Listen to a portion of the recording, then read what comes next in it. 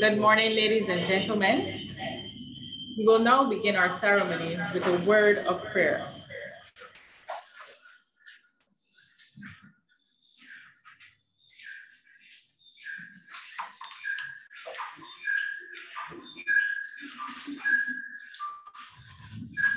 Let us pray.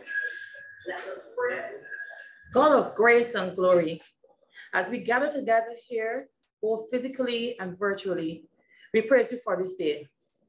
Favor us with your presence, Lord, as we officially start this, our 48th annual General Conference of the Barbados Union of Teachers. Pour out your Holy Spirit to bless all of our members, Lord. We pray for the presenters, the executive, ministry officials, attendees, well-wishers, and all who have made this conference possible. Reset our purpose, Father. Forgive us for our pride. Strengthen our confidence in who you have made us to be. Set us free from comparison in order to work together efficiently. Help us, Father, to engage in meaningful discussion. Allow us to grow closer as a union, Lord, as we continue to mold and shape the lives of the future. Bless this conference, Lord, all those present, as well as the lives of those we will encounter afterwards. Ready us to make every moment count. In Jesus' name, amen.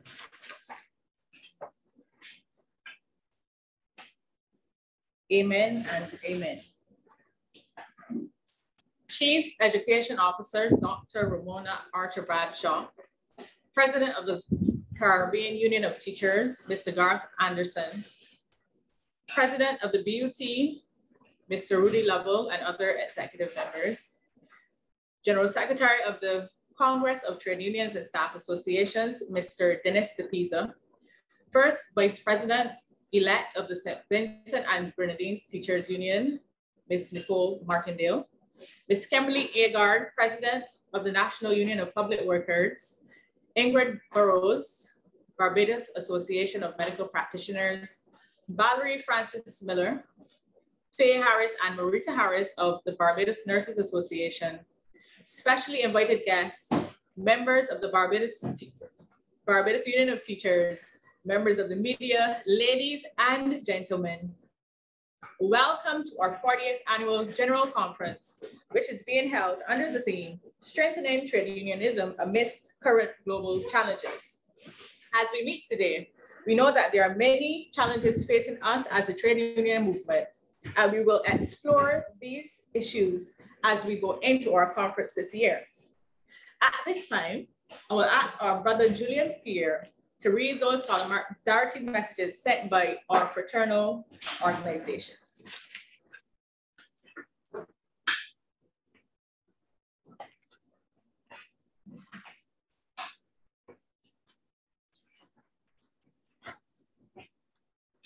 Good morning, everyone.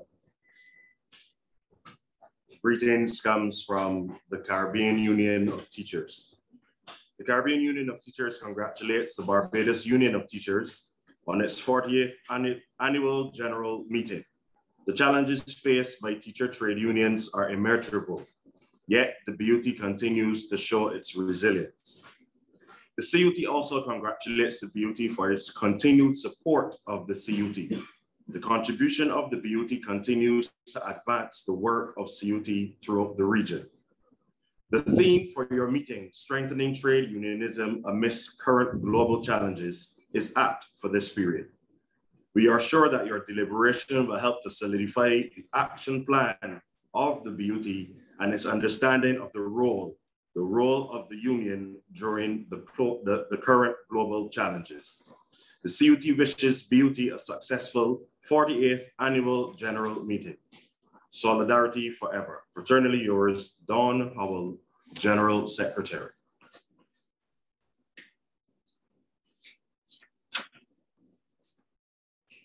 Solidarity message for the Congress of Trade Unions and Staff Associations of Barbados to the 40th Annual General Conference, Barbados Union of Teachers.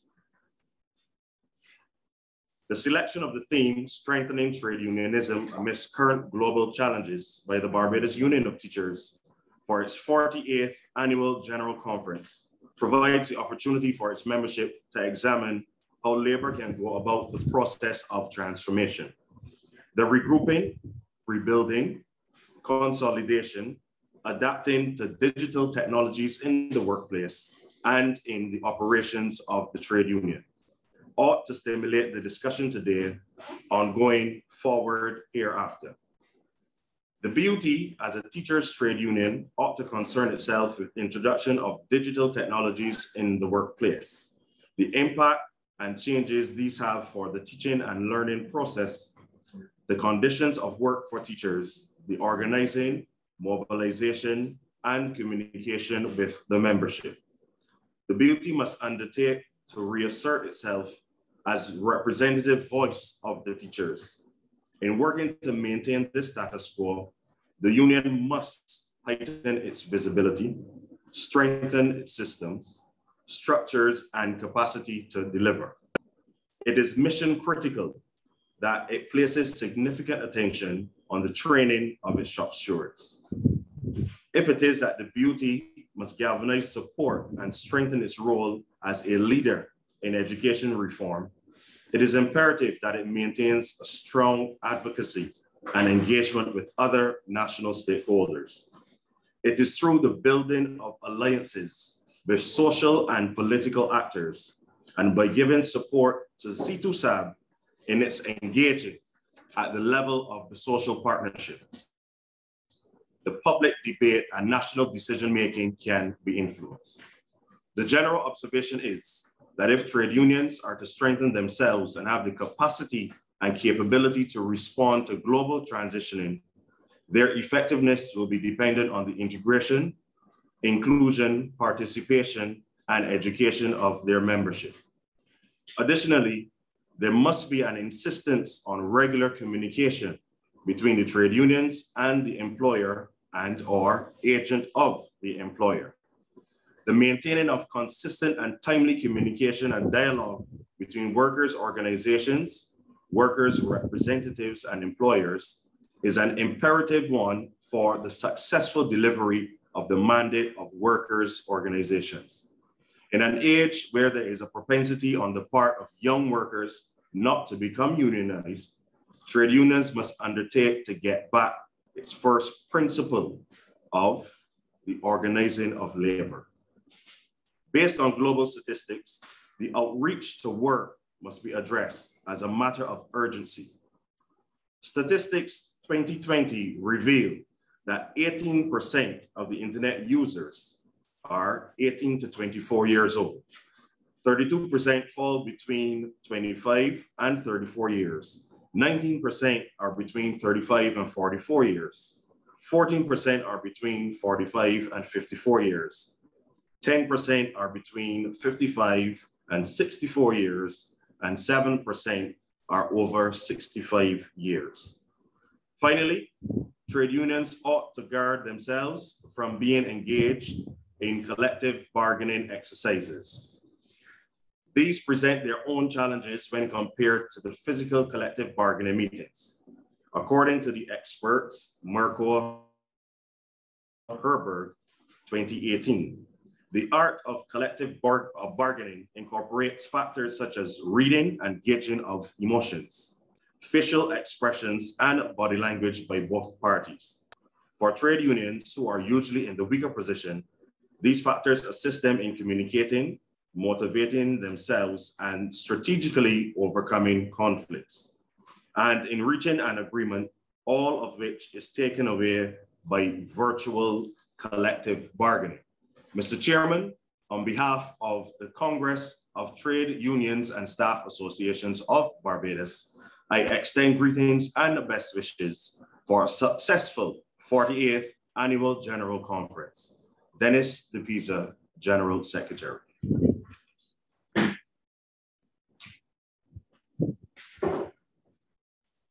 Thank you, Brother Julian, for your excellent delivery of those solidarity messages. For those who do not know me, my name is Asha Yearwood. I'm the Deputy General Secretary of the Barbados Union of Teachers. And now we are at that moment that you have been eagerly anticipating. The 14th president of the Barbados Union of Teachers is about to come to the lectern to deliver his first president's address. Welcome, Brother Rudy Lovell.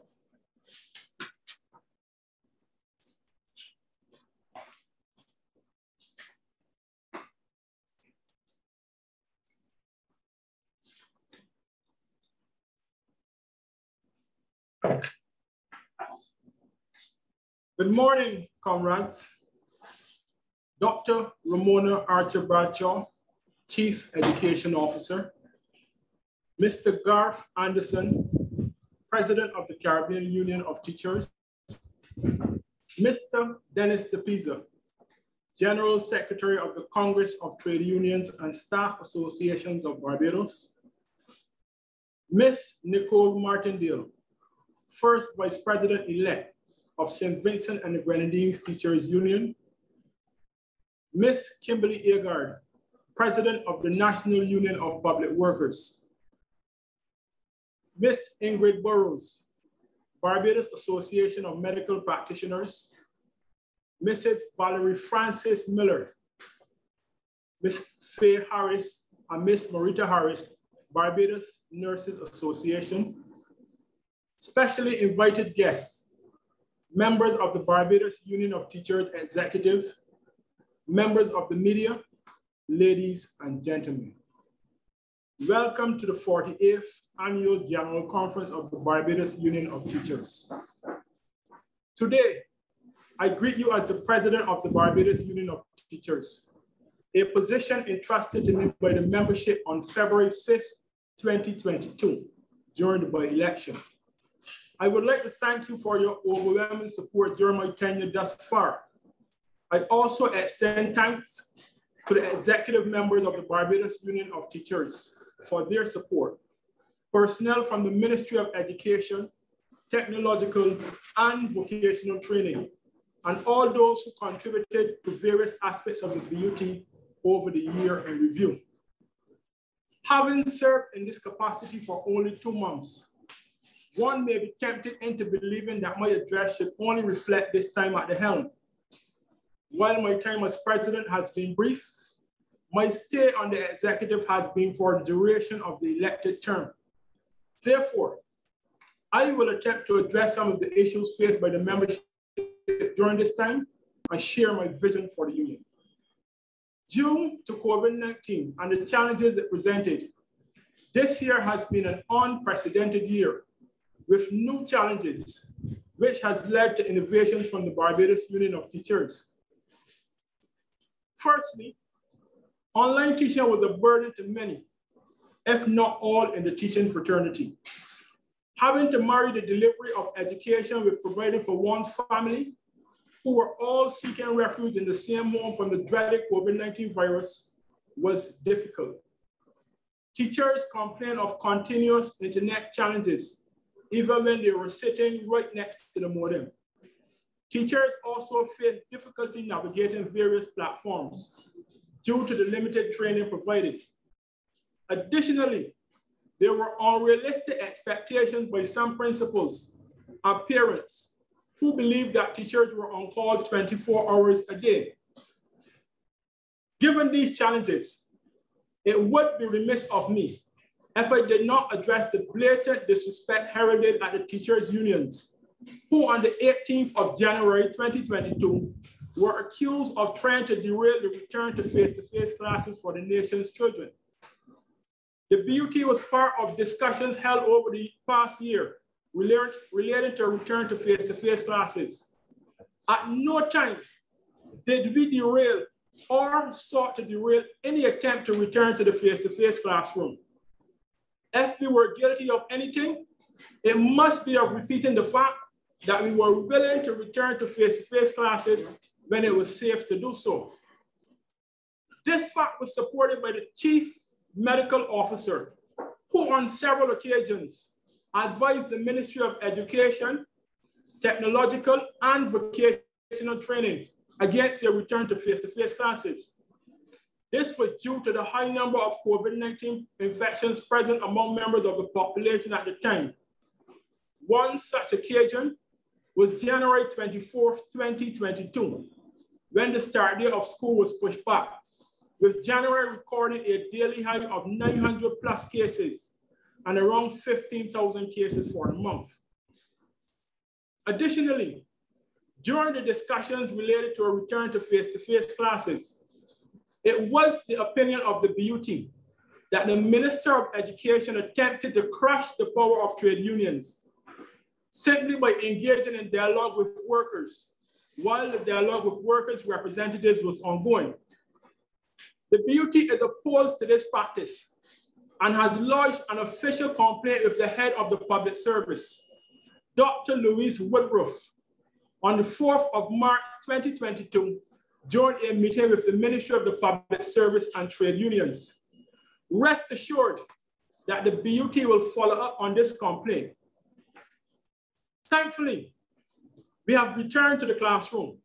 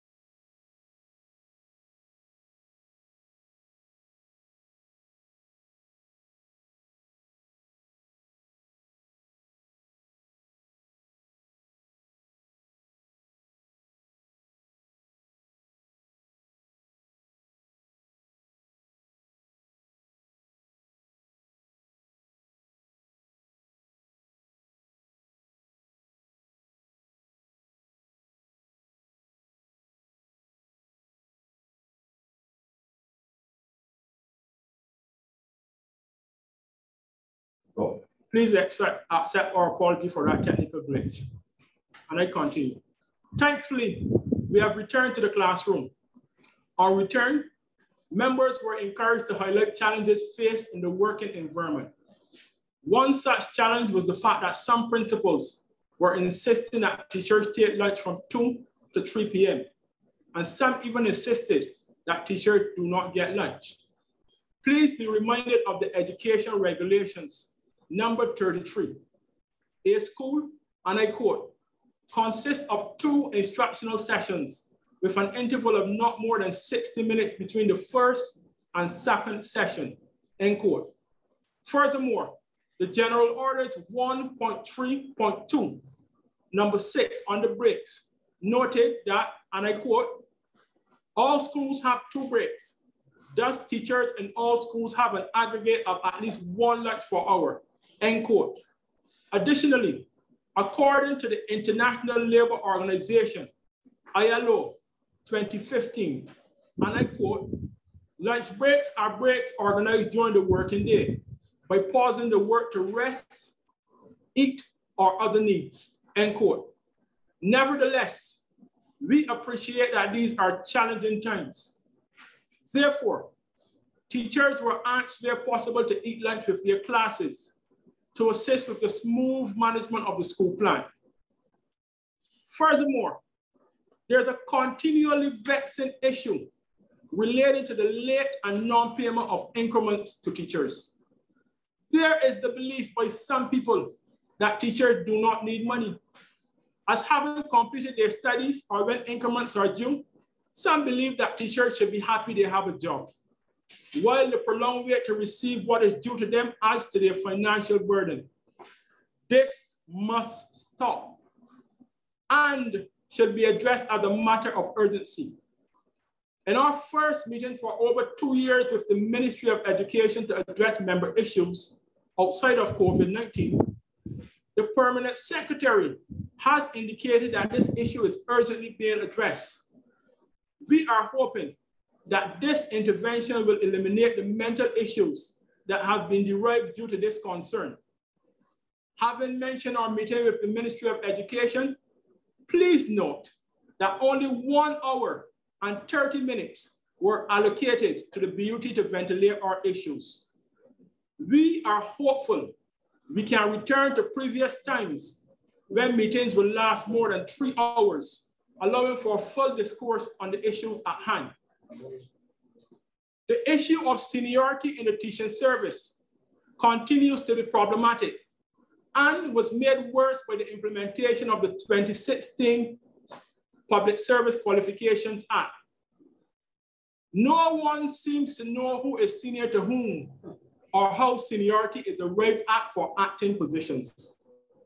Given this, the BUT has formally asked the Permanent Secretary in the Ministry of Education, Technological and Vocational Training to provide clarity on seniority in the teaching service. It is hoped that this information will be forthcoming sometime soon. The BUT has noted the announcements of proposed changes to the Education Act, the abolition of the Barbados Secondary Schools Entrance Examination, better known as 11+, and the proposed junior academies and academies of excellence. In our recent meeting, the Permanent Secretary in the Ministry of Education, Technological and Vocational Training, Ms. Betty Allen Headley, indicated that there is no formal policy on education reform to date, and it is a work in progress.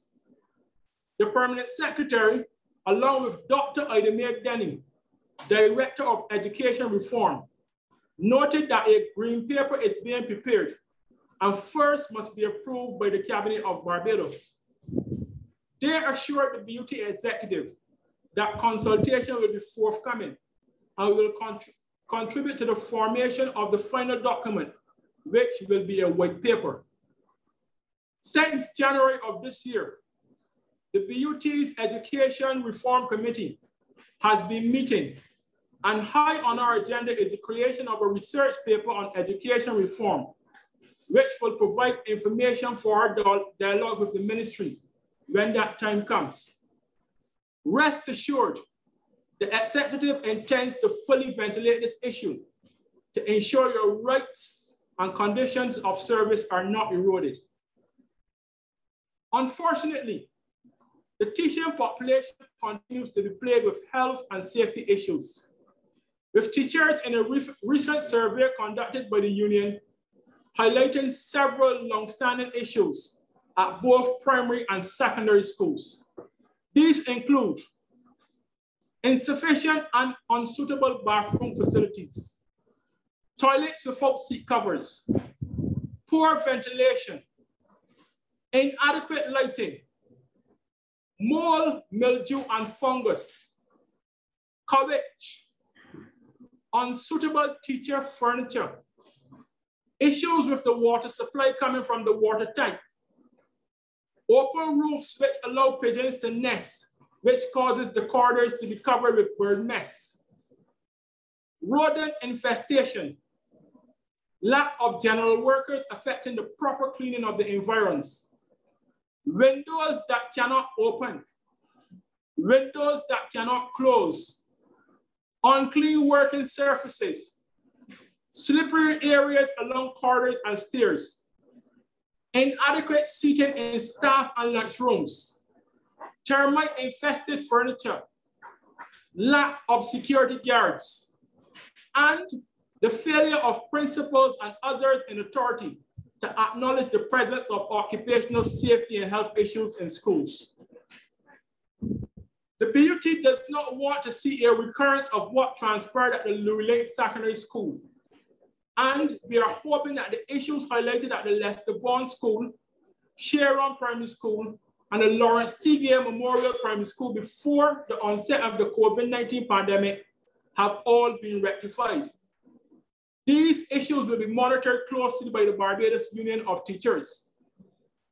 In addition to the above, the BUT is still awaiting a requested meeting with the Ministry of Education, Technological and Vocational Training to discuss violence in schools.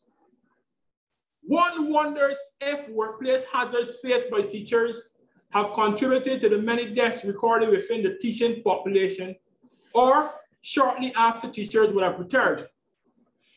To date, we have recorded more than 30 deaths among teachers since 2017. The BUT extends condolences to the family of those teachers. We also encourage all teachers to prioritize their health and to get frequent health checks to assist in averting any health challenges. These concerns are more pertinent given the restriction on the granting of terms leave for teachers since 2015. It is no secret that teachers utilize terms leaves to recuperate, reset, and refocus to meet the challenges of the teaching profession. We note that more teachers appear to be dying since 2015. We also note that the matter of terms leave is still before the Court of Barbados. And from all reports, the judgment seems favorable to teachers. However, the court has not provided a written judgment to date. We eagerly anticipate this written judgment. The Barbados Union of Teachers is concerned about the state of affairs regarding the Caribbean Examination Council examinations. We intend to be more vocal on issues regarding CXC and contribute to solutions. Notwithstanding what is written in the general orders, 3.18.1 and the third schedule, Public Service Act, Cap 29, the Barbados Union of Teachers views as discriminatory the actions being taken against its two members, Alwyn Bob and Pedro Shepherd, for participating as candidates in the recently held general elections on the 19th of January, 2022. Over 10 years ago, the BUT had proposed in its draft collective bargaining agreement that teachers with at least, and I quote, 3 years standing in the union shall on application be granted leave of absence to contest general elections for the House of Assembly, end quote. This leave would be without pay. However, to date, the union has not concluded its discussions with the Ministry of the Public Service. Therefore, this matter was never settled. The union is hopeful that this collective bargaining agreement can receive a favorable response from the Ministry of the Public Service. Given our dedication to our jobs, I must lament the fact, to the best of my knowledge, only one teacher was awarded during the Republic Day Awards given up by the government of Barbados.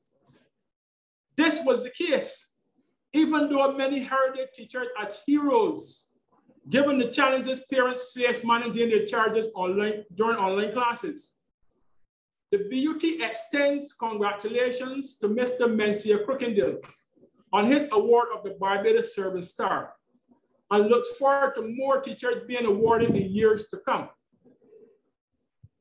You will be pleased to note that after much deliberation over the years about repairs to the structure at Mary Hill, remedial work commenced on January 18th with repairs to the damaged column, and work will continue to remedy the defects identified in the building. The BUT has held several professional development sessions, from navigating online platforms to sessions on special education. This week, the first ever Caribbean Teachers Talk will be held and is receiving much publicity in the region. The BUT intends to intensify professional development sessions and engage our membership in various topics to enhance the teaching and learning process.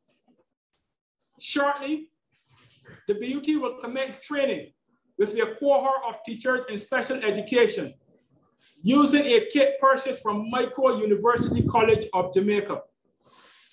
This form of training will be facilitated for other teachers in specialist areas who wish to volunteer their time to assist the development of others. I am happy to announce that the BUT is in the final stage of creating a Toastmasters Club to assist in the development of teachers' public speaking skills. We encourage all members to participate in this initiative. Additionally, the relaunch of the BUT membership card will soon be a reality and will see members gaining discount at various establishments. I am also proposing that we explore the option of a registered retirement savings plan for members or endowments, given the financial difficulties some people are faced with after retirement. Take note that we cannot survive by focusing on industrial relations matters alone, and we'll be placing greater focus on professional development and investment as we continue to focus on our members. I am happy to announce, additionally, the BUT values your contributions to the teaching and learning process, and we encourage you to continue to give your best to assist the development of our country. The road ahead will be challenging, and we will have to ready ourselves for discussions on the formation of the Teaching Service Commission, the abolition of the Barbados Secondary Schools Entrance Examination, changes to the Education Act, and the proposed junior academies and academies of excellence. Therefore, knowing the vast array of knowledge possessed by our members, we encourage you to be part of this dialogue by contacting any member of the executive. Remember, unity and collective knowledge is strength. Thank you.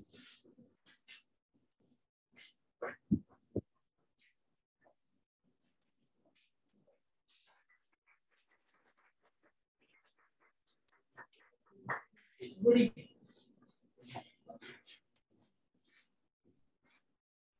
Thank you, Mr. President, for your address. It is very timely, and we can see that our president is a man of action, and he is indeed a man of his word. So we look forward to all of those things that you have said there in your speech, and we wish you all the best. At this time, I would like to introduce our featured speaker, our guest speaker for this morning, a very vibrant speaker from listening to him in the Caribbean forums. and his name is Dr. Garth Anderson. And I'll tell you a little about Dr. Anderson. He is a Jamaican educator with over 20 years experience. And this experience has come at varying levels of the educational spectrum in Jamaica. He is currently the principal of the Church Teachers College, and he has many accolades to his name. He holds a bachelor's degree in education, a master's in social science education, and a doctorate in educational leadership. He currently serves on many boards in Jamaica and committees. He is a past president of JTA and is currently the president of the Caribbean Union of Teachers. And if you don't know what the JTA is, that is the Jamaica Teachers Association. He is involved in several community activities in Mandeville and its environs. He's a devout Anglican and a member of St. Mark Mandeville Parish Church. He is married and he has 3 boys. Welcome, Dr. Garth Anderson.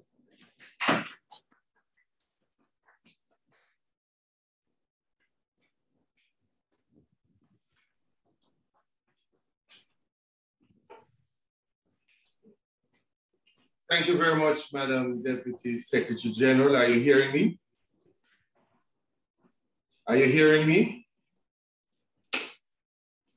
Yes, please, loud and clear. Loud and clear, thank you very much. Let me, first of all, greet the President, Brother Rudy Lovell of BUT, the General Secretary, Mr. Herbert Gittens, and other officers of the BUT, Brother Dennis, the PISA, General Secretary of the Congress of Trade Unions and Staff Association of Barbados, Ms. Nicole Martindale, First Vice President-elect, St. Vincent and the Grenadines Teachers Union, Ms. Kimberly Agard, President of the National Union of Public Workers, representative from the Barbados Association of Medical Practitioners, specially invited guests, members of the media, ladies and gentlemen, of course, the members of the BUT, good morning. It is indeed great pleasure on behalf of the Caribbean Union of Teachers to wish the leadership and members of the Barbados Union of Teachers every success in the 48th staging of the annual conference under the theme, Strengthening Trade Unionism Amidst Current Global Challenges. This theme is quite apt and timely as COVID-19 has transformed the landscape in which we operate. The education system across the world are still grappling with the devastating impact of COVID-19 on the social and economic well-being of our society. And indeed, how COVID-19 has changed the way as teachers we practice our craft. And I want to especially recognize, no doubt, the Chief Education Officer, Dr. Bradshaw, who is also online. Developing nations like ours in the Caribbean have felt the full brunt of the pandemic, and it helps to magnify the comorbidities that exist in our education system, as occasioned by the lack of meaningful investment in especially workers, conditions of service, and other critical resources. Consequently, the repercussions have been significant and more profound due to the inequalities that existed pre-COVID in our societies. According to the Economic Commission for Latin America and the Caribbean and the United Nations Educational, Scientific and Cultural Organization, by mid-May 2020, more than 1.2 billion students at all levels of the education system worldwide had stopped having face-to-face classes. Of these, more than 160 million were students in Latin America and the Caribbean. Repositioning of our education system will require the usual commitment, innovation, hard work, and bravery of our teachers. In addition, the support of governments in the region to provide adequate, prioritized reinforcement for teachers so that we can effectively execute our professional duties as we aim to produce global citizens through quality education for all. The stories across the region of teachers using their ingenuity and innovative measures to reach marginalized students who could not access online teaching must not go unnoticed. Today, with a grateful heart, we must all express our gratitude to our unsung heroes and heroines. You are teachers. The recovery of the education system must have as part of a central strategy the well-being of our teachers. The trade union movement in the region, indeed the BUT, is needed now more than ever to safeguard the interests of its members and to fiercely defend their rights in a very highly hostile environment that is emerging against the trade union movement. As such, now is certainly not the time to cut or freeze teachers' salaries, make unilateral decisions without meaningful consultations with unions, and make us as teachers victims of the pandemic. Instead, creative ways should be found to provide a livable wage for our teachers, engage in constructive dialogue, and provide continuous professional support for teachers in order to enhance our efficiency. If our governments within the region truly believe that education is the main vehicle to advance our nations along the continuum of prosperity, investing in our teachers must be a priority. There can be no meaningful recovery without focusing on teachers' well-being and professional development, which ultimately will redound to a better learning environment for students' achievements. Teachers, we are the true curators of developing and maintaining a wholesome society, and so we must not only be celebrating, but highly respected. As the pandemic wreaks havoc across the region, so far, approximately 2+ years, unfortunately, several of our colleagues have transitioned. Today, we honor their service and sacrifice to education. History, no doubt, will recall them as legends of their time. They ran a good leg of their race, left their mark, and now may their souls rest in eternal peace.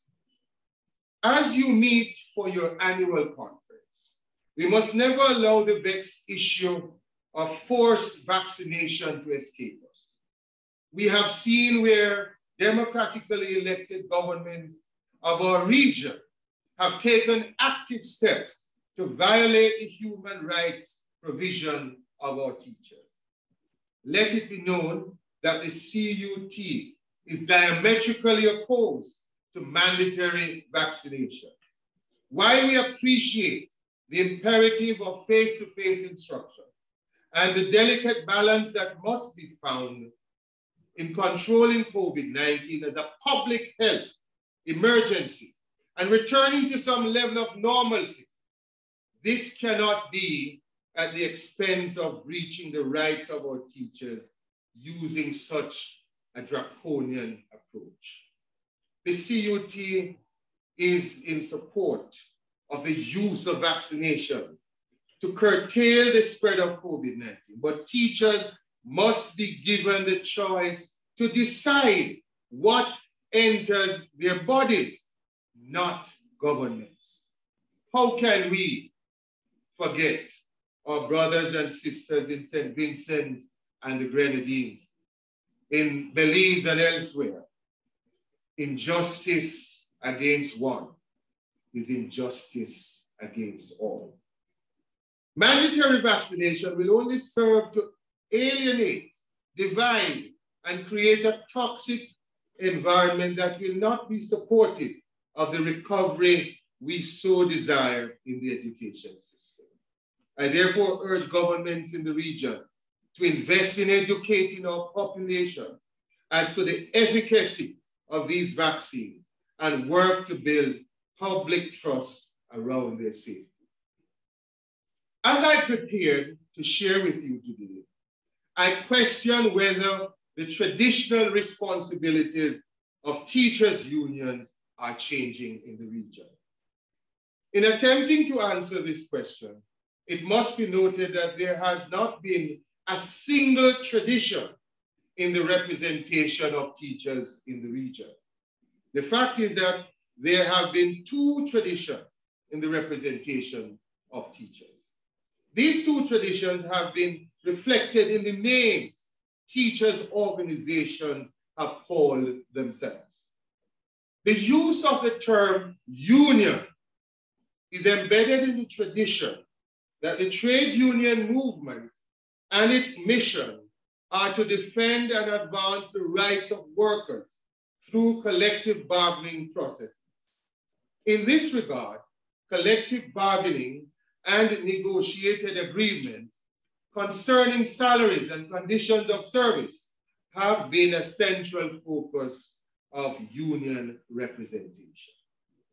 The second term, association, highlights the tradition that professional association is premised on voluntary relationships between individuals practicing a particular profession utilizing a specialized body of knowledge and guided by and consistent with the ethics appropriate to the service being delivered. In this regard, teachers, trade union movements in the region place emphasis on enhancing the professional standing of their members. A very vital factor in the relationship between the traditions is a representation of teachers and the wider society that is with the media. There's no question that the very nature of union activities related to the defense of teachers in relation to hiring and firing practices, negotiation of salaries, and condition of service, and taking of industrial action from time to time is more attractive to the media. Union activities, apart from their dramatic and spectacular content, fall within the ambit of the sensational, which appears to be the prevailing idiom in the media. Real association activities are seen as less dramatic and spectacular, generally falling within the good news category, which by definition is less newsworthy. The public impression resulting from this is that teachers' organizations are almost totally engaged in union activities that neglect professional consideration. Why this may be at odds with the reality, the perception persists largely through the representation and presentations in the media.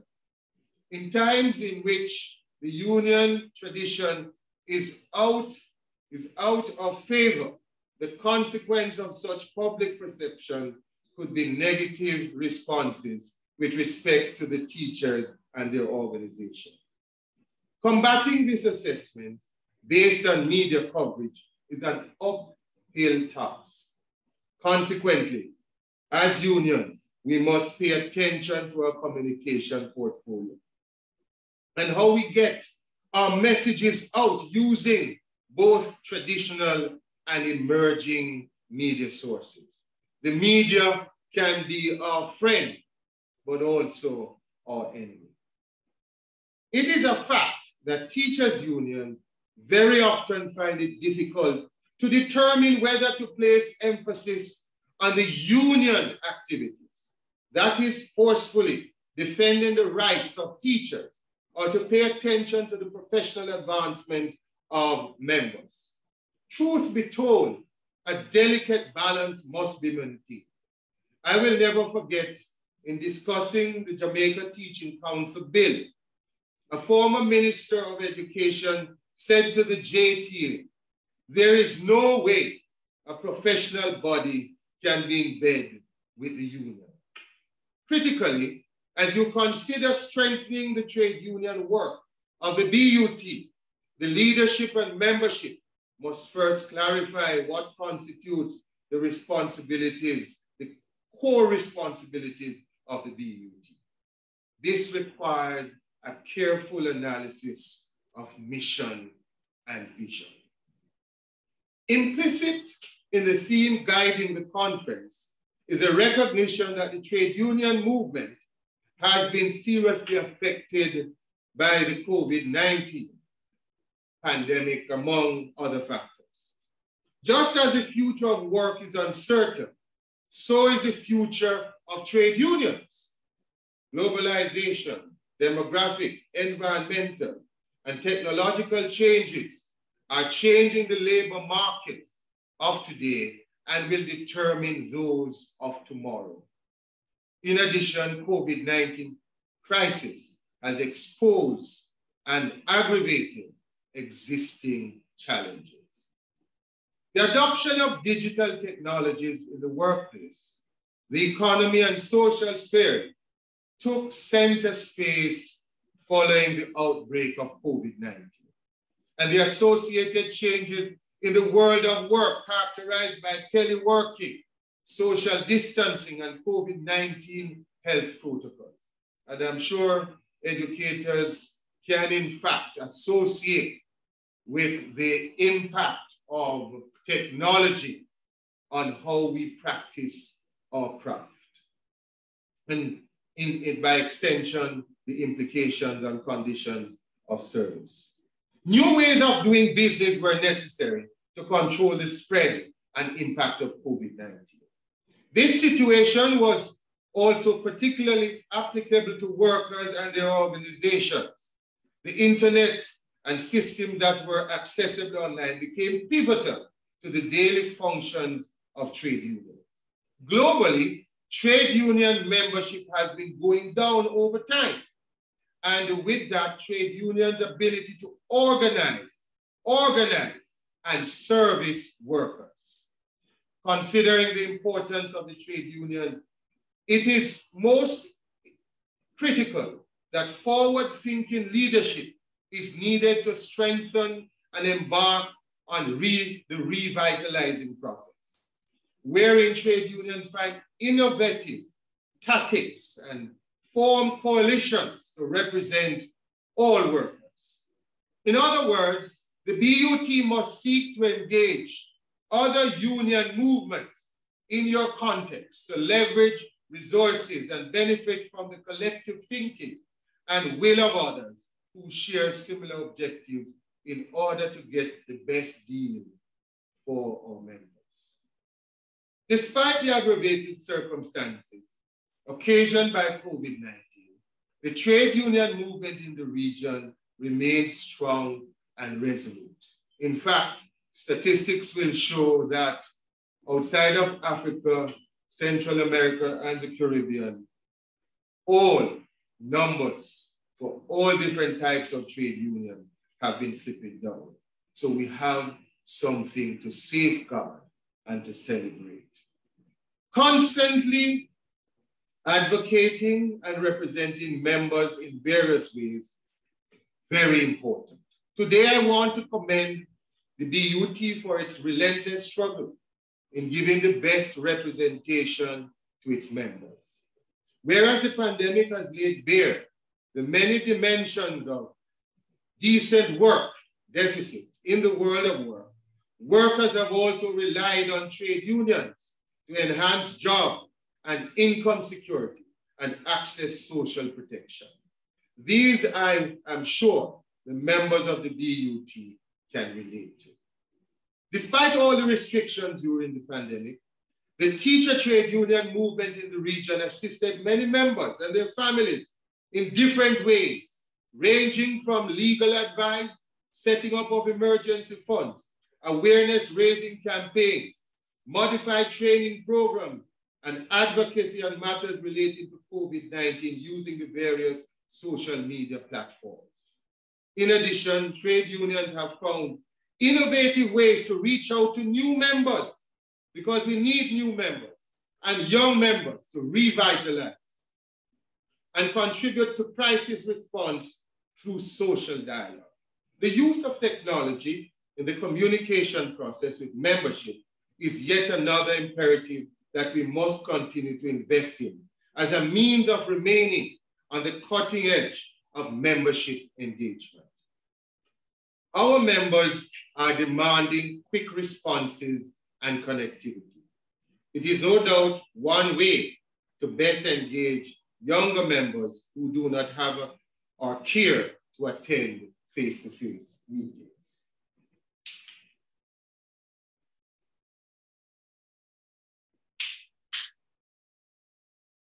So, sorry, I want to posit some specifics as we consider how to revitalize the trade union movement. One, organize,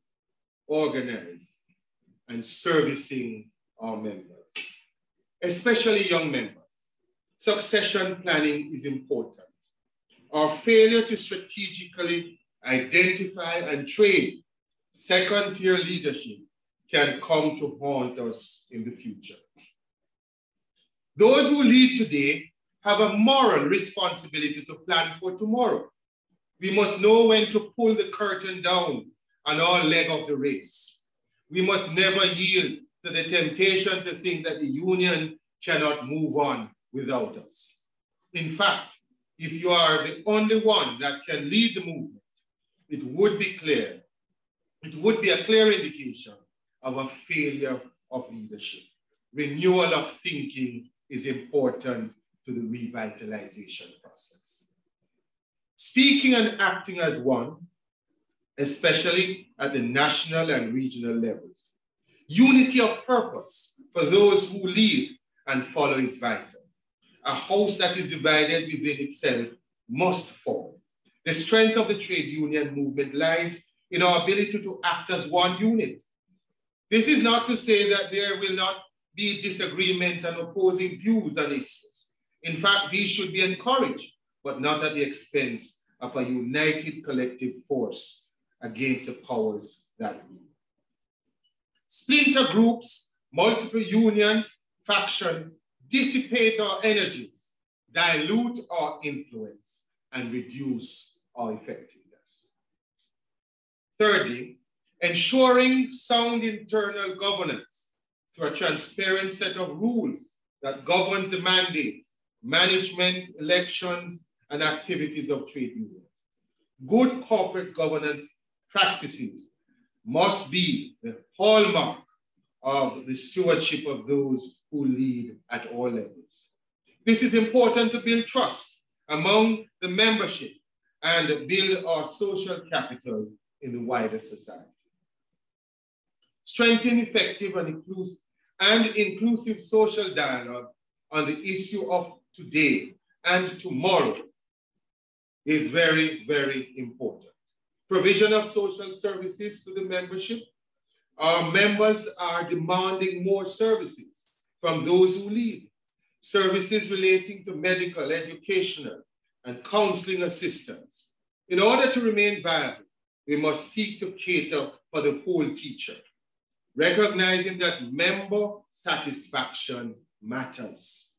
Equally, we should pursue an agenda of social responsibility that goes beyond the limited constituency within our membership.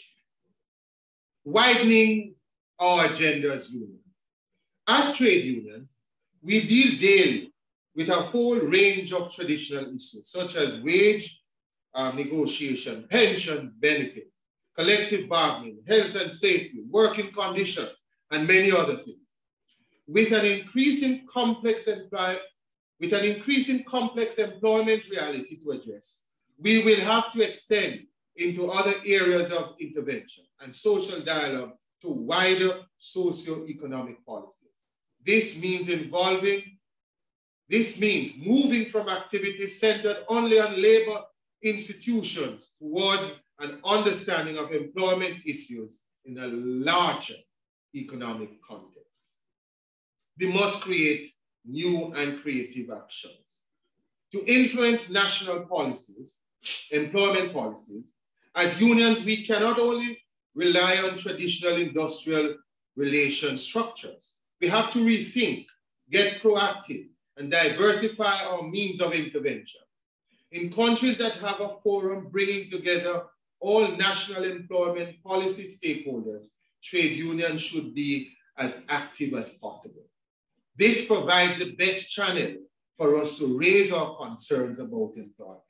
Where such a forum does not exist, we should advocate for one.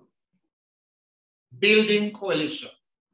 Addressing employment challenges involves so many policy areas that the only way to tackle them is through the broadest possible partnerships and coalitions. Given the limited resources of individual trade unions, forming networks with social and economic actors at the national level can be very effective. Strategic networking with like-minded organizations helps to ensure places and voices at the various tables. Coalition building among trade unions themselves is key. Trade unions also need to ensure that women and youth workers are well represented and their voices heard in the process of advocating and representing. Building stronger capacities. To participate meaningfully in complex national policy debates, as trade unions, we must build capacity and expertise within. We need this in order to present well-researched arguments that justify our position based on access to good data, good analysis of data, and therefore good policy advice. We must also work on building a membership base that understands the issues as well as coalitions that can help to influence public debate. Membership education is important. It is through union education that working people learn to be unionists. Union education is the ongoing process by which workers learn how to represent their co-workers at the workplace and in society by developing unions that are effective in collective bargaining, recruiting new members, and taking political actions. Therefore, colleagues, as unionists, as unions that are forward-thinking, we have to move from political ideology and obsession to business union, partners in progress, sharing the gains.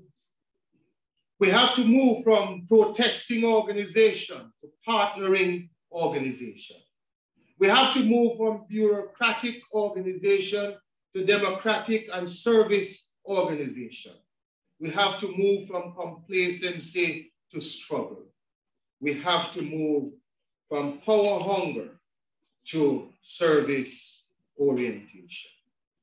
And at this point, as I close, I think it would be remiss of me not to mention a very topical issue being discussed across the region, and that is the sitting of the CXC 2022 examinations. It is sad that the advocating that is taking place on behalf of our children is being done by teachers, students, parents, and our politicians, those we have elected to take care of our needs seem to be in high demand. The CUT has written to the chair of COSA, who happens to be the Minister of Education of Barbados. Sadly, to date, we have no response from the minister. We have sought several times to reach out to her office, yet no response.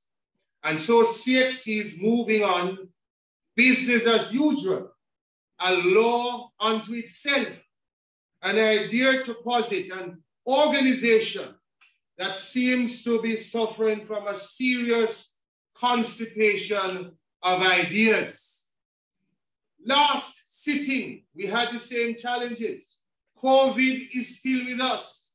Some of these students sitting the examination at this time would have been out of schools 2-3 years, yet we are moving ahead.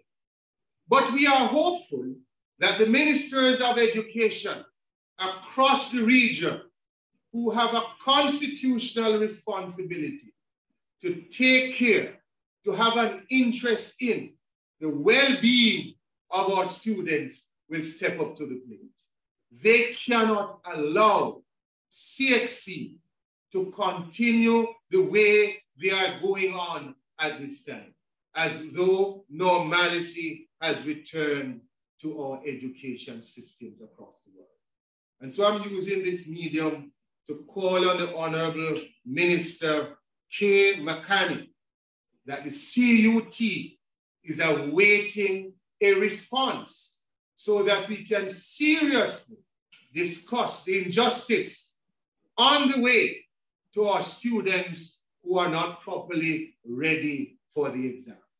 We are asking for a 3-week delay of the examination, for broad topics to be issued, for us to look at the requirements for the practical component, for the SBAs and the practical SBAs in particular. We don't think we are unreasonable, but we see where ministers of education are hiding, they are out hiding. We have a responsibility as trade union to call them out, and we are calling out the ministers of education. Under the leadership at this time, at COSUD, by the Honorable K. McCanny, we are hoping to hear from you so that we can give those who represent the future of this region a good chance to succeed. Failure to do so, we are going to pay the consequences later. What of regional integration? Is that what CXC should represent? Or is it that we are making decisions based on our local situation? And if that is the case, then this regional integration movement is in peril. If as educators, as ministers of education, we cannot demonstrate that we can come together and think of the well-being of all our young people across the region. In conclusion, colleagues, once again, congratulations on the 48 years of sterling service to teacher trade unionism, especially the teachers of Barbados. As you meet to reflect and strategize for the future, let us recall and honor the service of the early movers and shakers of your movement. History will recall them as legends of their time. Those who now lead must guard the legacy and build for the future. The complex socio-economic environment in which we operate calls for a regular evaluation and change if we ought to fulfill our purpose of advancing the dignity of our members through the provision of decent work and improved conditions of service. Transforming misery and disappear into hope and progress for our members must be at the heart of what we do. Transforming misery and despair into hope and progress must be at the heart of what we do. We do not always get it right as trade union as trade unionists. But ours is still the task to continue the struggle on behalf of those we represent. I leave with you words penned by an American lawyer, Clarence Darrow. He said, with all their faults, trade unions have done more for humanity than any other organization of men that ever existed. They have done more for decency, for honesty, for education, for betterment of race, for the development of character in man than any other association of men. May God bless the leaders and members of the BUT. Long live the BUT, and best wishes for a successful conference. Thank you.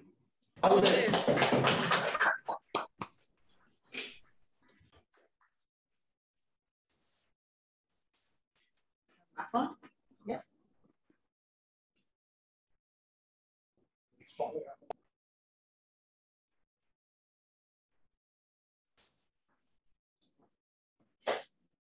Thank you, Dr. Anderson, for that very powerful speech. You had a few a lot of cheerleaders in the room who appreciated what you have shared with us today. And I would ask that you share that speech with our General Secretary so that we can have access to what you have said, because it not only touched the BUT, but all trade unions who were present and who had a presence here with us today. But to give an even greater vote of appreciation, I have here with us Sister Sharice Rock.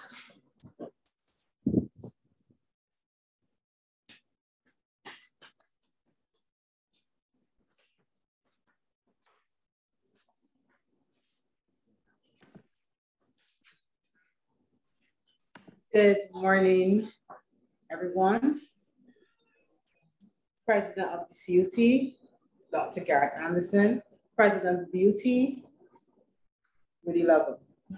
First of all, I'd like to thank Almighty God for our journey and mercies, for life, and for allowing us to be here today. Thanks to Asha Yearwood for being our Master of Ceremonies and for introducing the featured speaker. Thank you to Stacia Springer for invoking God's presence. Thank you to Brother Rudy Lovell for his inaugural president's speech. This was a true reflection of our members' grievances and concern and showed his wittiness. Thank you, Brother Lovell, for sharing the feats of the BUT this past year and for informing members of where we stand. And it was quite enlightening to hear of things like the membership card, the Toastmasters Club, and the focus on professional development. Brother Garth Anderson, the gratitude you express to teachers for their use of resources and ingenuity during the COVID pandemic, I thank you. Thank you for also aligning with Brother Lovell's view of the need to focus on professional development. Thank you for defending and advancing workers, for your thoughts about defending and advancing workers through collective bargaining. Also, it was enlightening to hear you talk about getting our messages out through traditional and modern media. You enlightened us, you told us that the future of trade union is uncertain due to factors such as globalization, COVID-19, and other challenges. You also told us we need to move away from labor central activities towards an understanding of national, social, and economic issues which impact the lives of teachers. And that we need to build capacity and expertise through research and analysis of data and building up membership. You said something which I noted here about a constipation of ideas, but as Sister Asha said, I look forward to seeing a copy of your speech. Thank you also to members of the media houses for joining us today, the Caribbean Broadcasting Corporation, Starcom Network, Barbados Today, and any others which I have inadvertently left out.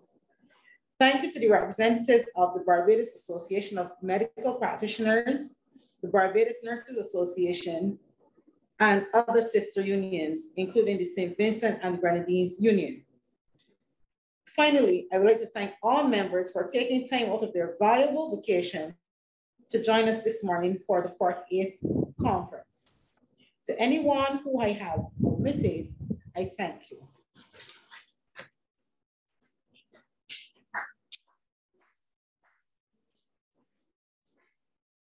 Sharice, I believe the only person that you omitted would have been yourself. So thank you. Thank you, Sharice. And Julian, who worked behind the scenes. Apologies to